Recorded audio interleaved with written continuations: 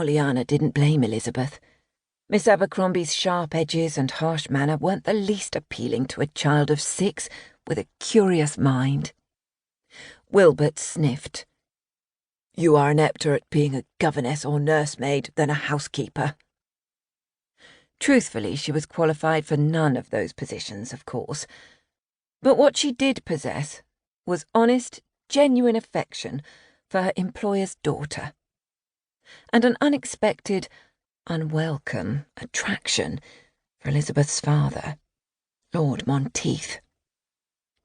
"My methods might not be as structured as Miss Abercrombie's."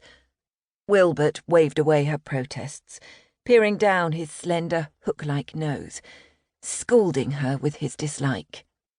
"Your presence has been requested in Lord Monteith's study." A smug, toothy smile pulled at his thin lips. "Immediately." Oleana turned from Wilbert's hopefulness she'd be sacked to Miss Straw.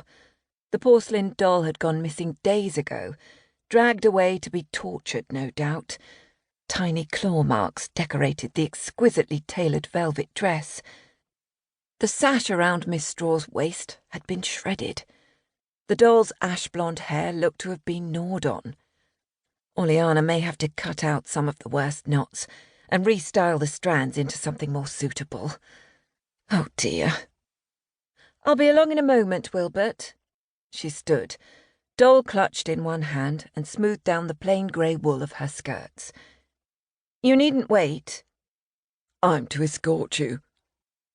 He'd probably asked the Earl for permission to do so. Wilbert would have made an excellent guard at a jail, or perhaps an executioner. He so enjoyed the punishment of others. The butler had disliked Oleana from the moment she'd knocked on the Earl of Monteith's door, a recommendation from the Earl's elderly aunt clutched in one hand. Before Wilbert could toss her out, Oleana had started blathering away about Miss Simon. Miss Simon's fondest wish, Oleana had declared, was for her cherished housekeeper to find a position in London with her great-nephew, Lord Monteith. She'd stubbornly put one foot inside the door when Wilbert had tried to slam it shut in her face. He'd nearly taken her toes off. But Oleana, desperate and determined, would not be put off. After forcing herself inside Monteith's home, she'd repeated to Mr. Wilbert her well-rehearsed tale of an elderly woman whispering out her last wishes on her deathbed. Oleana had dangled the letter of recommendation from her fingers, Miss Simon's signature clearly visible, as the maids and 2 of the footmen had watched in stunned silence at the challenge to Wilbert. Mr. Wilbert, butler and petty tyrant. Unable to throw her out now, not with witnesses who had seen the letter and heard the name of Miss Simon invoked, Wilbert had been forced to read the piece of paper. His eyes scanning the document, the lines around his mouth deepening with every word he read. Wilbert had snarled at Oleana to wait while he went to consult with Lord Monteith. Now Oleana was a housekeeper. An incredibly poor one. The tasks assigned to her had been light, given Wilbert already ran the household with efficiency. Her duties were nearly non-existent, and mainly consisted of walking about the large house with a set of keys dangling from her waist, and attempting to look important. Taking on the role as companion to Lady Elizabeth had been no hardship, nor had it taken Oleana away from anything of importance. She still couldn't find the main linen closet, the location of which changed depending on whom Oleana asked.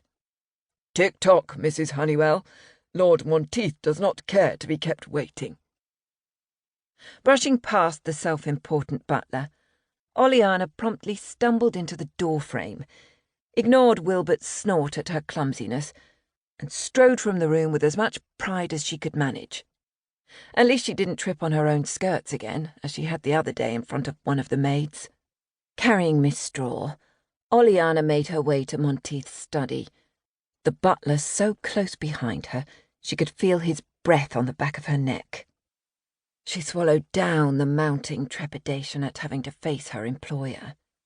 The upcoming conversation was bound. To keep listening to this audiobook, I've left you a link in the description so you can do it, at no cost thanks to Audible's 30-day free trial.